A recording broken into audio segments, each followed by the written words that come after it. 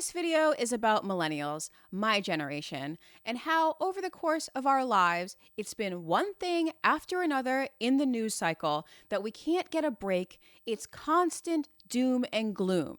And some of that is justified doom and gloom, and some of that is the media fishing for a story. So this is the final video in my 3-part series about the millennial life of chaos. It's actually the first video, but I've released it last and shot it last. If you've missed the other 2 videos, they are the 5 half-truths, lies, that can help you get through your most troubling times, and also Fear Itself, which documents the years 2016 to present. So check those out if you haven't already. This video is about our upbringing. I call it the millennial life of chaos because that was our upbringing. It was one thing after another until 2016 when the train just went off the rails. Now, far be it from me to talk any shit about chaos. I love chaos. My favorite book is Chaos. I'm not even joking. This is my favorite nonfiction book ever. I appreciate chaos. I just don't want to live through chaos. Like, I also appreciate tigers, but I don't want to meet a tiger. That's kind of where I am with this. However, if you are the type who finds chaos to be terrifying, who finds this sort of video to be kind of masochistic, like why would we dredge up all of this stuff? Well, I'm doing it because it's better to see what we're up against than to completely ignore it. If this bothers you in any way, feel free to grab a bag of Cadbury mini eggs. I would never bring you such a heavy topic outside of Cadbury mini egg season. I personally don't consider this video grim or masochistic, it just is. How can there be anything grim about reality, right? Ooh. That seems like something that'll get clipped later, huh? Anyway, moving on. This video covers the years 1996 to 2016, which were our formative years when most millennials were born in starting 1981 to about 1995. Well, what happened after 1995? Well, kids born after 1995 were the iPhone generation. They grew up with their iPhones, constant social media. So as they matured, as they came into a sense of themselves, they did so with the assistance of technology. Jonathan Haidt actually does a much better job breaking this down. I will link a video at the bottom. Now, this video contains my personal observations, what I've seen, what I've witnessed, what I've researched, and what I have put together. These are the conclusions that I have come to. Your conclusions may be different. Feel free to share them with me in the comment section below. But here is what I'm seeing. Now, you may remember another video I did about the book, The Theory, The Fourth Turning by William Strauss and Neil Howe. In this book, the authors contend that the millennial generation was wanted, that they were sort of a prized generation in comparison to Gen X. Now, what was wrong with Gen X? Well, they happened to be born at the wrong time. There's nothing wrong with Gen X. Their parents just weren't so hands-on with them. The authors of this book contend that their parents really didn't want them. They actually tell a really funny story. It's not a funny story, not funny, haha, funny like, ugh. That the Gen X parents didn't want their kids so badly that they petitioned the Supreme Court to let them abort Gen X. Now, this is a fact. This is in the history books. I'm not saying that's why abortion was passed. I'm just saying it's kind of funny. If I were Gen X, I'd be a little bit mad about it too. I'd be like, really? For the first time in history, this is when you decide you want abortions? Now, of course, that is just a joke. That is not why abortions were passed. It just happens to coincide with that generation, and that generation is known to be latchkey kids. Those are our older siblings. Those are our just superiors. That is Gen X. Millennials were born after 1981, and for some reason, maybe the social trends had changed, but parents were more hands-on.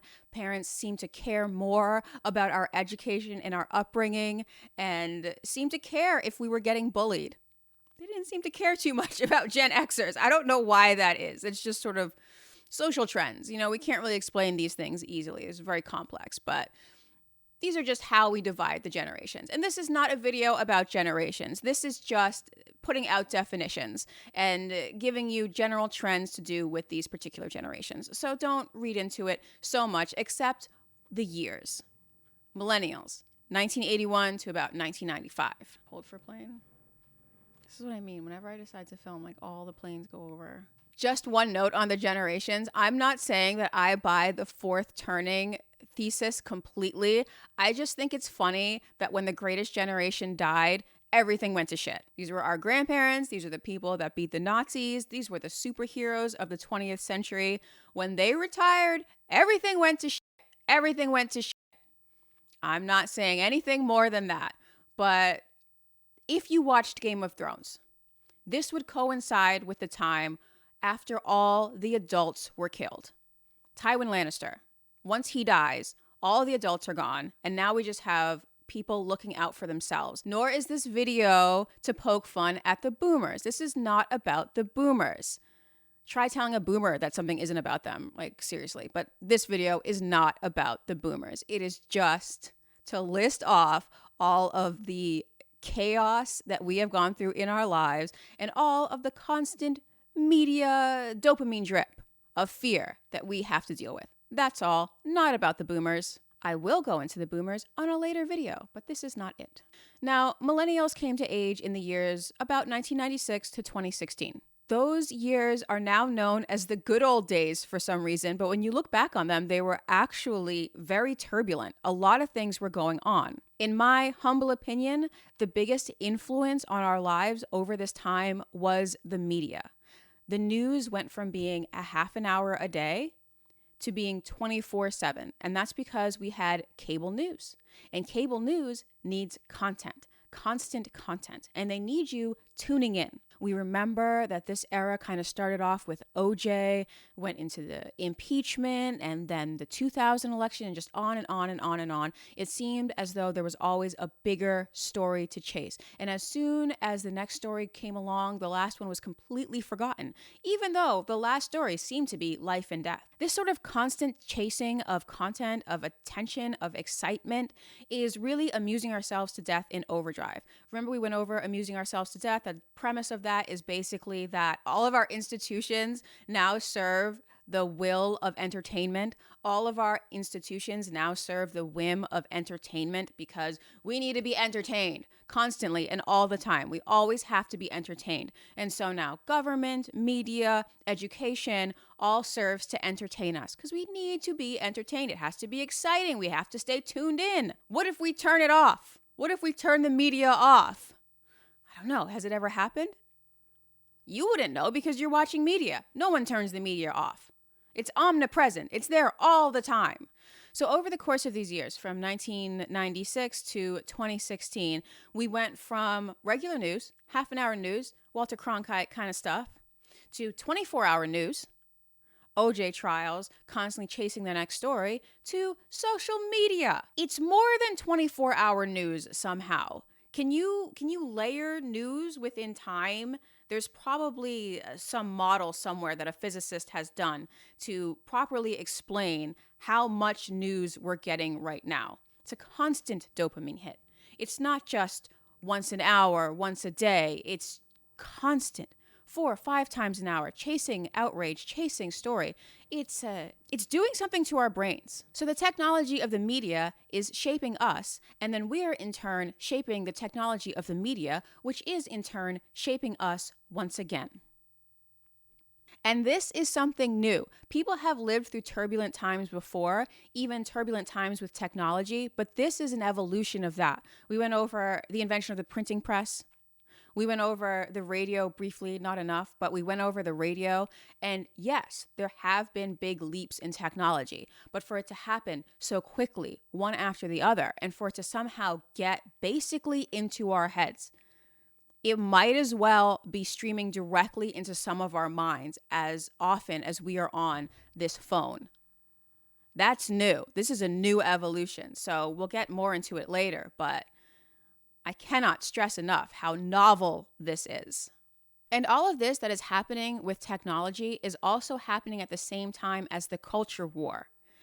in a time of great uncertainty. So when we were very, very young, Newt Gingrich shut down the government to screw over Bill Clinton. That is just glossing it over. But that gets into when the tribalism really, really started in earnest. And so what does that tell us? What does that tell a growing mind? That the government is unstable. And then what happened? The impeachment of Bill Clinton. Once again, that tells us that the government is unstable, that something could happen and just wipe out our institutions from the very top. Now, you should definitely check out American Crime Story. That goes over the Clinton impeachment. And what you may notice, what I noticed about that, is how incredibly selfish people in the government were, how incredibly selfish Ken Starr was being, because he wanted to take down Bill Clinton. Okay, fine. It's not Bill Clinton at this point. He's the president of the United States. So when that happened, it sort of laid the ground for an era of uncertainty. Can these people get along? Can they govern? Where are the adults? I guess our generation is trying to adult. We make it a verb, so I don't know how much you can adult when it's a verb.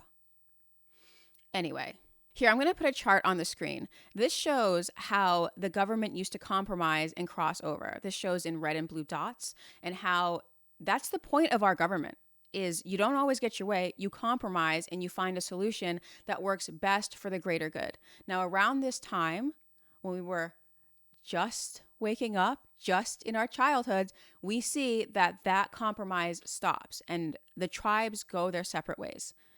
Now look where we are. That's another video. We being the millennials. And so yes, some people will say that the Clinton impeachment was an attempted coup. It will be said many times in American Crime Story that the Clinton impeachment was an attempted coup. But we passed over that. Impeachment over, and then what happened? The 2000 election. Talk about uncertainty. If you think the 2020 election was bad, the 2000 election was much worse. There are people who to this day don't think that President Bush was elected president, that he was a usurper. And he got us into 2 wars, did the Patriot Act, oversaw the collapse of the economy, and he wasn't elected president, according to some people. I'm not saying me. The president is the person who is sworn in. However, did he win that election? The Supreme Court gave him that election. Okay? Al Gore won the popular vote. At least in 2020, we pretty much agree Joe Biden won the popular vote. It sort of hinges on certain counties in certain states. But Al Gore won the popular vote in 2000. And I remember before that, my teachers told me that it hadn't happened in 80 years that a president became president without winning the popular vote. And since that time, we have had 2 presidents become president without winning the popular vote, and they appointed many Supreme Court judges. So no judgment, just facts. The 2000 election almost tore this country apart. People were protesting in DC. It was a big deal. I'm not going to rehash the past. I'm just saying, 2000 election. Now, we were at each other's throats, and then what happened? 9/11. It brought this country together in fear, in anxiety, in trepidation, also in hate. But it did bring us together. So, the silver lining, is it a silver lining? I don't know. 9/11 was the news dopamine hits of dopamine hits, okay? That news coverage was fantastic. There was drama. Do you remember that morning? We didn't know it was going to happen. Is the whole country under attack? Everyone's biting their nails. It's in Washington now. Now it's in Pennsylvania. It's in New York. How many planes? Ground the planes. First time ever the planes were grounded like that. This was drama. This was news coverage. And it just followed up and followed up and followed up. So I forget who said it, but they said that this sort of set our news tolerance for an entire generation, because it was just so high octane. So how do I say that? 9/11 was the Oxycontin prescription to the heroin addiction that has become our desire for news. Now we're on fentanyl, but that's a different video. That's the Fear Itself video. Go to that. That's after 2016, okay? But 9/11 started us off on a very dangerous heroin addiction anyway. But what's funny is the Bin Laden's plane wasn't grounded. I'm not saying anything. I'm just saying some planes were grounded and some planes were not. And some information was redacted out of reports and some information was not. I don't know what was and what isn't. I'm just saying what happened or didn't happen. Now remember the video Fear Itself. How the CIA said that the threat of violence is actually more powerful in manipulating people than the violence itself, that people will act out of fear more because they don't want to get hurt, but they're actually more tolerant of pain than they think they are. So constantly being bombarded with these threats of potential violence, of potential pain, actually goes a lot farther into getting people to do what you want them to do than the actual pain. I'm not saying this is intentional. I'm not a conspiracy theorist like that, but it has worked this way. That the news media constantly showing us what bad things could happen to us has made us a lot more pliable than if those bad things had actually happened to us. Remember the CIA's chicken soup for the soul? How loving the CIA is. How much they believe in us. So I'll just do a quick rundown of the news stories in the years 1996 to 2016 that kind of reminded us of the uncertainty of the world, of the instability of the nation in which we were living. Ahem. The Clinton impeachment. Columbine. That was scary. Oh, and that started off the mass shooting, the waves of mass shooting. So that's good. We had that. We still have that. The 2000 election, which may or may not have been stolen. 9/11. We don't know what happened there. Afghanistan, who they say did 9/11, but I thought Saudi Arabia did 9/11. That's crazy. Did two places do 9/11? I don't know. Iraq. It had nothing to do with 9/11. Hurricane Katrina, not just a national tragedy, not just a natural disaster, but it really illustrated how incompetent the government could be and how uncaring it could be against its own people. Steve Jobs and the iPhone, wow, that really tore civilization apart. That's great. The market collapse. Remember when the bankers ran away with our money and nothing happened to them? That was crazy, right? The election of Barack Obama, our first black president, our first mixed president. Occupy Wall Street, when we kind of remembered that the bankers stole all of our money and nothing happened to them, but then nothing happened with that either. So, healthcare, or the lack thereof. Sandy Hook, back to the mass shootings. Black Lives Matter. Do you remember when the police killed the suspect in Black Lives Matter with a land drone? And that was just cool? No trial or anything, just we're going to kill this guy with this new technology and, right, okay, moving on, new news cycle.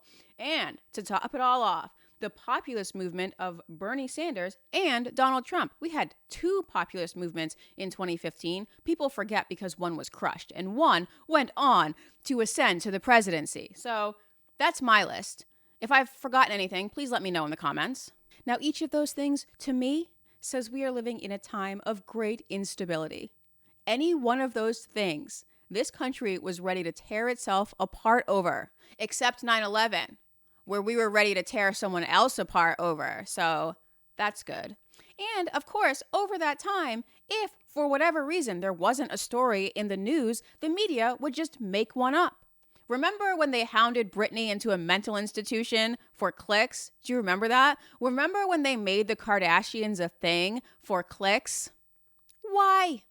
We just need drama. We just need more of it. Now, who is the media? Is the media our collective consciousness? Or is the media just a subset of the leisure class that doesn't want to get a real job? I don't know. This new media has also been a new development since 1996. They used to be working class people. Now they're all these rich Ivy League grads from the upper crust. So that's new. Fantastic. Anyway, it seems to me as though these constant dopamine hits have conditioned us to be fearful and anxious because although we're not physically being hurt by them, the threat of pain is enough to affect us, and it clearly has. It's made us more timid and more fearful, made us go along with the group more. Maya, this is your future self. The word you are looking for is hive mind. Thank you, future self, which is now past self. I couldn't think of the word. It was on the tip of my tongue. And of course, the iPhone has helped with that a lot. It didn't directly undermine democracy, but putting the internet into everybody's pockets turns out not a good thing. We don't need the town square in our ear 24/7. Who'd have thunk it? Now you'll say, Maya, everybody thinks they're living through the most turbulent time in history. Has this ever happened before? Well, yeah. People born in 1900 lived through a lot. They lived through 2 world wars. They lived through the technological advancements of the radio, of television, of cinema, of the telephone.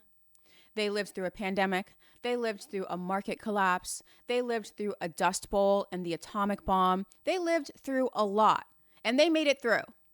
So yes, this has happened before, and yes, there's a very good chance that we will make it through it. Now, the difference is they didn't have this. They didn't have it in their ear 24/7. They didn't have it directly in their brains. So that's the difference. And also, they had completely different expectations from their government and from their world. So yes, it's happened before, but this is still unique. And it is unique on the grand scheme of things because we have technology. And this is new. This iPhone is very, very revolutionary. Actually, if I were my age but born in 1900, there would be an awkward but brash young man making a name for himself in Europe right now. Is that ominous? I don't want it to be ominous. This is supposed to be lighthearted. Anyway, I ended this video in 2016. I picked up the next video from there. Check out that video. It's called Fear Itself. I posted it last week.